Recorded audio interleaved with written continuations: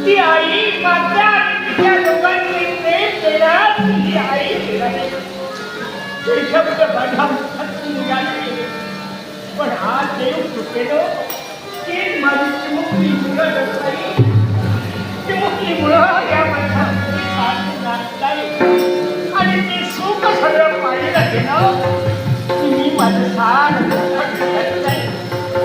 ते केवळ माझ्या दुःखवाद पाहून आणि माझ्या नाण्यावर पाहून ज्यावेळी योग्य अशा पितळी वयात आली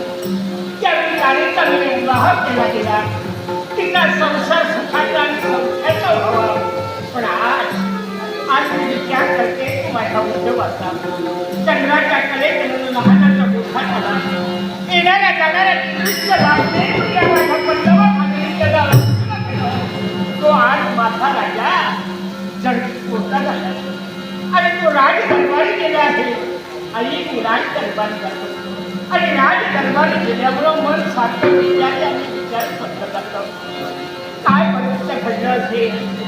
आणि त्या ठिकाणी काय त्याचं झालं असेल या विचारानं मन सारखं विचार बंद करते